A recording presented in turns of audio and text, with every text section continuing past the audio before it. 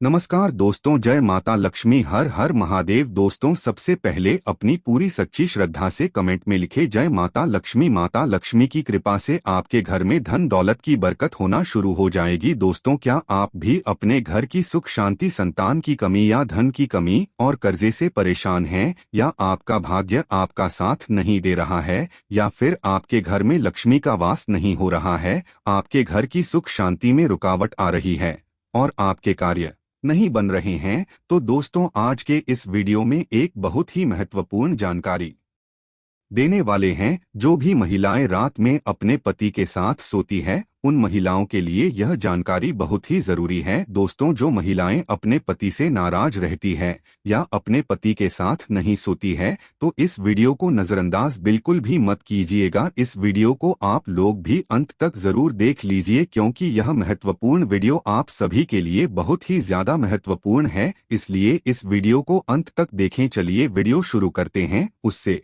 पहले हे लक्ष्मी माता जी, जो भी आपके इस चैनल को सब्सक्राइब करे तो उसके घर में धन दौलत की कमी ना हो और उसका परिवार सदैव हंसता मुस्कुराता कुशल मंगल रहे। दर्शकों, किसी गांव में एक गरीब सेठ रहता था। जी हाँ, गरीब सेठ। आप सोच रहे होंगे सेठ था और वह भी गरीब, ये दोनों विरोधाभासी शब्द एक साथ कैसे? यह सब भाग्य का खेल है। दोस्तों, हर इंसान के जीवन में कभी उतार कभी चढ़ाव आते हैं। उसी तरह दयाराम सेठ भी किसी जमाने में बहुत अमीर हुआ करता था और वह खूब दान धर्म और पुण्य भी किया करता था, लेकिन समय पलटा और वह धीरे धीरे अपना धन खोता गया और आखिरकार आज इस हालत में पहुंच गया कि लोग उसे गरीब सेठ के नाम से जानने लगे। लेकिन वह कहते हैं ना कि अच्छे कर्मों का फल देर सवेर ही सही मिलता जरूर है। ऐसा ही कुछ इस गरीब सेठ के साथ भी होने वाला था। जिस गांव में यह सेठ रहा करता था, वहां पर एक बार राजा के लोगों ने ऐलान किया कि जिसने भी अच्छे काम किए हैं, वह अपने अच्छे काम गिनवाकर राजा से उसके बदले में जो भी उसका मन हो राजा से लेकर जाए। इस ऐलान को सेठ की पत्नी ने सुन लिया। सेठ की पत्नी बहुत खुश हो गई, क्योंकि वह जानती थी कि अपने अच्छे दिनों में सेठ ने अनगिनत पुण्य के काम किए हैं। यह बात जब पत्नी ने सेठ को बताई तो सेठ भी खुश हो गया और बोला, अगर ऐसा है तो फिर हमें बहुत बड़ा इनाम मिलना चाहिए, क्योंकि हमारे अच्छे कामों की सूची बहुत बड़ी है। अगले दिन सेठ सुबह सुबह 4 रोटियां बांधकर राजा के महल की तरफ चल पड़ा। सेठ के घर से राजा का महल काफी दूर था, सफर लंबा था। आधे रास्ते में पहुंचने के बाद सेठ काफी थक गया। सेठ एक पेड़ की छांव के नीचे बैठकर आराम करने लगा और वहीं पर अपने साथ लाई रोटियां खाने की सोचने लगा। सेठ खाने की सोच ही रहा था कि तभी वहां पर उसके सामने एक गाय और उसके 2 बछड़े आए। सेठ के हाथों में रोटियां देखकर गाय और उसके बछड़े उसके सामने ही आकर खड़े हो गए और उनके हाव भाव से सेठ ने समझ लिया कि वह भूखी है और सेठ से खाना मांग रही है। अपने अच्छे दिनों में सेठ के पास काफी गाय थी, इसलिए गायों का व्यवहार सेठ अच्छे से जानता था। सेठ की परिस्थिति भले ही अभी अच्छी नहीं थी, लेकिन सेठ का स्वभाव बिल्कुल भी नहीं बदला था। वह पहले से ही परोपकारी था, इसलिए उसको गाय पर दया आ गई और उसने अपने साथ बांधकर लाई रोटियों में से 2 रोटियां गाय को खिला दी। कुछ ही क्षण में 2 रोटियां खाने के बाद गाय फिर से सेठ की तरफ देखने लगी, तो सेठ के मन में विचार आया कि यह गाय ज्यादा भूख ही लगती है, बेचारे को 2 बच्चों को दूध भी पिलाना होता है, इन 2 रोगियों से उसका क्या होगा। सेठ ने उसके पास बची बाकी की 2 रोटियां भी गाय को खिला दी। पास वाले तालाब से सिर्फ पानी पीकर सेठ अपने सफर में आगे बढ़ गया। राजा के दरबार में जब सेठ पहुंचा तो राजा ने पूरे दरबार के सामने सेठ से उसका नाम पूछा और अपने अच्छे कर्मों के बारे में बताने के लिए कहा। सेठ ने राजा को प्रणाम किया और अपने कामों के बारे में बताना शुरू किया। सेठ ने कहा, महाराज, मैंने कई भूखों को खाना खिलाया है, कई मंदिरों में दान दिया है, कई निराश्रित लोगों को आश्रय दिया है, कई तीर्थ स्थानों की यात्रा की है, सैकड़ों साधु संतों की सेवा की है। और ऐसे ही दर्जनों काम बताने के बाद सेठ बोला, महाराज, यह है मेरे कई सारे अच्छे कर्मों में से कुछ अच्छे कर्म, इनके बदले आप जो भी इनाम देना चाहें दे दीजिए। थोड़ी देर सोचने के बाद राजा बोला, अगर तुम्हारे कुछ और अच्छे कर्म है तो वह बताओ, क्योंकि अब तक तुमने जो मुझे बताए हैं उन्हें मैं अच्छे कर्म की श्रेणी में नहीं गिनता। सेठ को राजा की बात सुनकर बड़ा आश्चर्य हुआ। सेठ ने राजा को हाथ जोड़कर कहा, अगर आपको मेरे बताए यह कर्म अच्छे कर्म नहीं लगते या पुण्य कर्म नहीं लगते तो मेरा बाकी के कर्मों का उल्लेख करना फिजूल होगा। आप मुझे इजाजत दीजिए, मैं वापस जाता हूँ। सेठ दरबार छोड़कर जाने लगा। तब राजा के दरबारियों में से एक ने राजा के पास जाकर कुछ कहा, जिसे सुनने के बाद राजा ने सेठ को वापस दरबार में बुलाया। राजा बोला, तुमने अपने आज की है अच्छे काम के बारे में तो बताया ही नहीं। सेठ बोला, महाराज आज मैंने कोई अच्छा काम किया ही नहीं, फिर मैं आपको कैसे बताऊं। राजा ने उसी दरबारी को खड़े होकर सारी घटना बताने के लिए कहा जिसने राजा को उसके बारे में बताया था।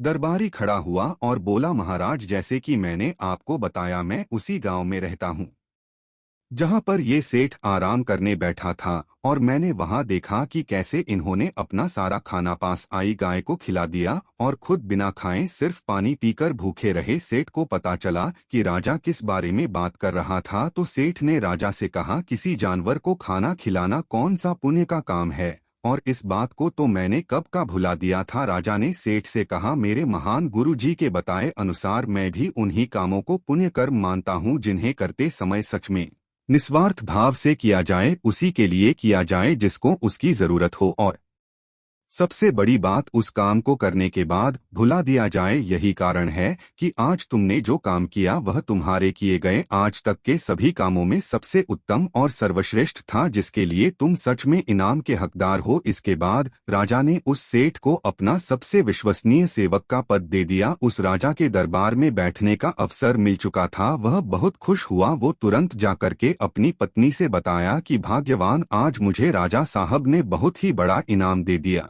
उन्होंने मुझे अपने यहाँ अपना सबसे करीबी सेवक के रूप में रखने को कहा है। ये सुनकर पत्नी खूब खुश हो गई और कहने लगी है, भगवान तेरा लाख लाख शुक्र है, आज तूने मेरी सुन ही ली। अब सेठ राजा के निजी सेवक के रूप में राजा के साथ रहने लगा। राजा उस पर बहुत ज्यादा भरोसा करता था, क्योंकि उसे पता था कि सेठ बहुत ही ईमानदार आदमी है, वह कभी भी झूठ और बेईमानी नहीं करेगा। दरबार में जब भी कोई मुख्य कार्य होता तो वह कार्य राजा साहब उस सेठ को ही सौंप दें, और राजा साहब का कार्य सेठ भी बड़ी ही ईमानदारी के साथ अपनी देखरेख में ही करवाता था। एक दिन राजा अपने महल में बैठा हुआ था और वहां पर उसका निजी सेवक सेठ भी उन्हीं के साथ बैठा हुआ था। तभी अचानक वहां पर एक सिपाही आता है और राजा से कहता है कि राजा साहब आपसे कोई साधु मिलना चाहता है। तब राजा ने आदेश दिया कि उसे सम्मानित पूर्वक हमारे पास ले आओ। सिपाही बाहर जाता है और साधु को अपने साथ सम्मान पूर्वक अंदर लेकर आता है। राजा उसे साधु को बड़े सम्मान पूर्वक अपने महल में रखता है और उसे भोजन पानी आदि करवाता है। इससे साधु राजा साहब से बहुत खुश हो जाते हैं। उसके बाद साधु राजा साहब से कहते हैं कि हे राजन, मैं आपकी सेवा भाव को देखकर बहुत प्रसन्न हुआ, इसलिए मैं आपको एक छोटी सी सीख देना चाहता हूं जिसे अपने जीवन में जरूर उतार लीजिएगा। उन्होंने कहा कि हर पुरुष को सदैव इस बात का याद रखना चाहिए कि हमेशा किसी भी पुरुष को अपनी पत्नी से बहुत अच्छे संबंध रखने चाहिए, और यदि कभी पति या पत्नी के बीच में कोई अनबन या कोई झगड़ा होता है तो उसे समय रहते जरूर सुलझा लेना चाहिए, क्योंकि पति पत्नी के आपसी कलह के कारण घर में गरीबी और दरिद्रता वास करने लगती है। इसलिए पति और पत्नी के बीच में स्नेह होना बहुत ही आवश्यक है। हर पुरुष को यह बात याद रखनी चाहिए कि कभी भी किसी भी पति को अपनी पत्नी से गुस्सा होकर दूर नहीं रहना चाहिए, क्योंकि इस प्रकार पत्नी के हृदय में बहुत बड़ा दुख पहुंचता है और पत्नी घर की लक्ष्मी मानी जाती है। और यदि लक्ष्मी को ही दुख पहुंचेगा तो घर में धन दौलत की कमी आना शुरू हो जाएगी, घर में गरीबी आने लगेगी। हर पति और पत्नी को सदैव पास रहकर एक साथ ही सोना चाहिए, क्योंकि एक साथ सोने से घर में धन दौलत और बरकत बढ़ती है, क्योंकि इससे माता लक्ष्मी भी प्रसन्न होती है। जब घर की लक्ष्मी प्रसन्न रहेगी तो माता लक्ष्मी जरूर प्रसन्न रहेंगी। इतना कहकर वह साधु राजा के राजमहल से चले जाते हैं।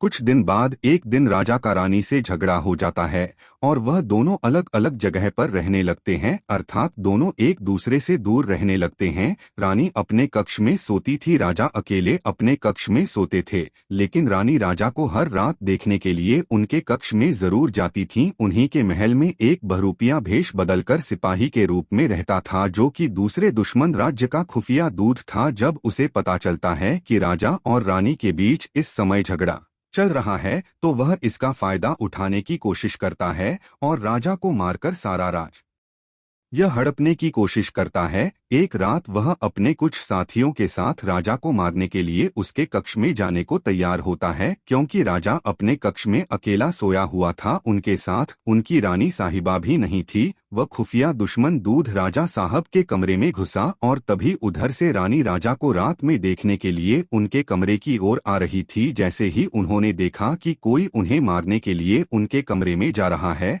तभी रानी ने पीछे से कुछ सिपाहियों को भेजकर उसे पकड़वा लेती है। सुबह जब राजा को यह सब कारनामा पता चलता है, तब वह रानी का लाख लाख धन्यवाद देता है और उसे उस साधु की बात याद आती है कि उसने कहा था सदैव पति पत्नी को आपस में मिलजुल कर एक साथ रहना चाहिए, क्योंकि इससे घर में धन दौलत की बरकत होती है और सभी का भाग्य अच्छा बना रहता है। यदि सही वक्त पर रानी उसको अगर ना पकड़ पाती तो शायद मेरा धन दौलत और प्राण सब कुछ दूर हो जाता। सच ही कहा जाता है कि घर की महिला स्वयं लक्ष्मी होती है और लक्ष्मी को हमेशा खुश रखना चाहिए। और यदि कोई पति अपनी पत्नी के साथ सोता है तो पत्नी हमेशा खुश रहती है और घर में सुख शांति धन दौलत की बरकत होने लगती है।